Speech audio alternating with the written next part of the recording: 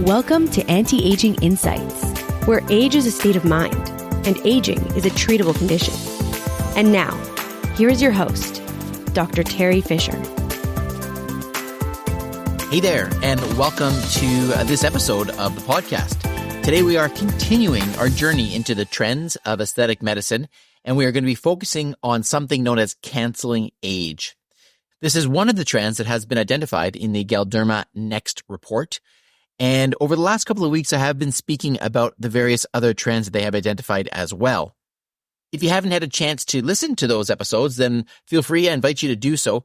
In episode 67, we looked at an overview of the macro movements that are driving our industry. In episode 68, we looked at the first major trend, proactive beauty, which is essentially a guide to aging gracefully. In episode 69, we looked at mindful aesthetics, which is all about the future of natural, eco-friendly aesthetics. In episode 70, we talked about fast aesthetics, the rapid rise and fall of aesthetic trends. In 71, we talked about beauty fandom, the fusion of fantasy, aesthetics, and ethics. And in episode 72, we talked about expressionality, embracing self-expression in aesthetic medicine. And again, today the focus is on the next big trend, which is all about canceling age. With that being said, I'd like to get into this. I'd like to define it for you, exactly what is this trend of canceling age, and then I'll give you a couple of specific examples of this as well. Canceling age really refers to the fact that people more and more are saying that they don't belong to any defined age group. Age preconceptions and stigmas are no longer valid. It's all about having a positive, empowering, ageless attitude to healthy living. And this idea of canceling age really minimizes the importance of what the number is and focuses more on how you feel. What is that attitude that you express, that you portray to the outside world that, in fact, may be ageless?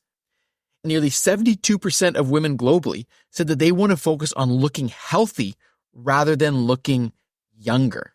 And I think that's really, really interesting because that goes along with a lot of my own personal beliefs on why we do aesthetics. It's all about confidence. It's all about feeling good about yourself. And that involves feeling healthy and not so much about the age. You can look like a wonderful 40-year-old. You can look like a wonderful 50-year-old. You can look like a wonderful 60-year-old. But those don't necessarily look the same. And the question is, does that number matter?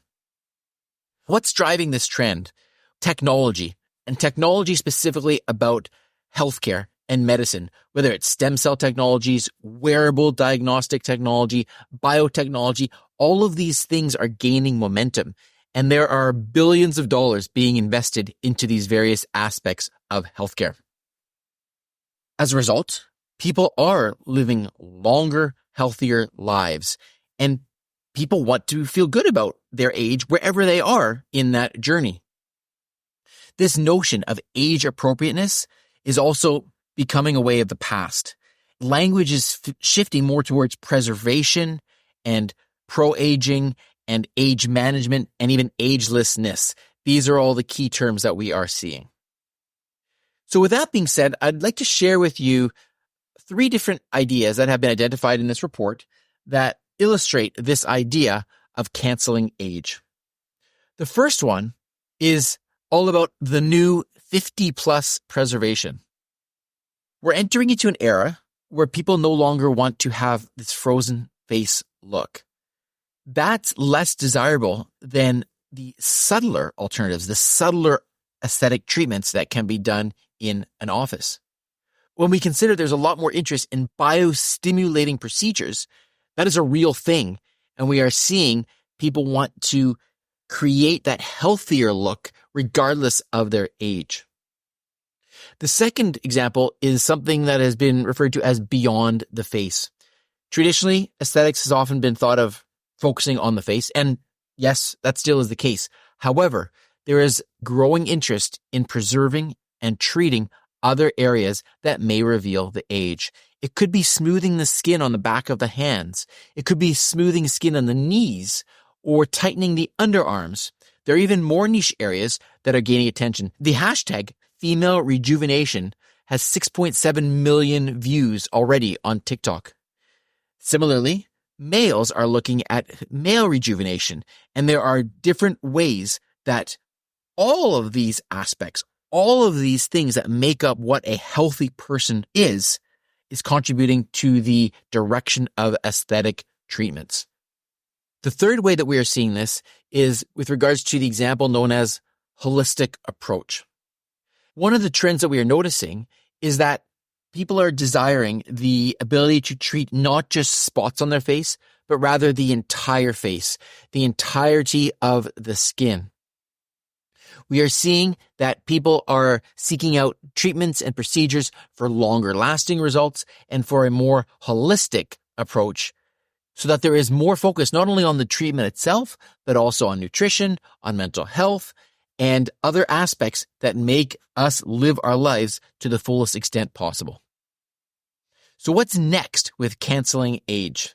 As society is getting older, patients are continuing to look for treatments and technologies that they are comfortable with regardless of their age. As I said at the beginning, the number is not so much what is important. It's more about how they feel at any particular time in their life and what is important to them at those particular times. For example, during menopause, there are certain changes that happen.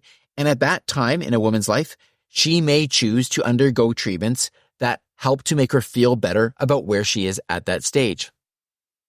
Most patients just want to look nice. They want to look content. They want to look attractive. They want to look healthy.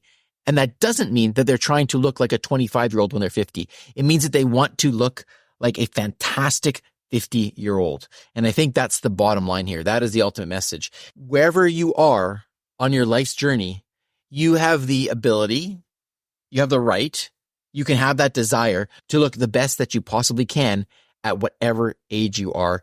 And the number itself doesn't matter. I hope that's interesting to you. I hope that has given you a little bit of insight into the trends that we are seeing going forward. Again, look back at this little mini series that I've done from episode 67 all the way up till today, and you'll have a good insight into where we're going with aesthetic treatments as we continue in the months and years ahead.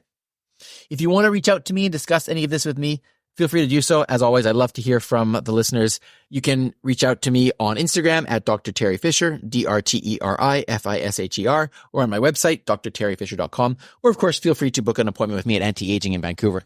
Talk to you again next week when we will be getting into some more interviews, and I'm excited to share those with you. Stay tuned and be well.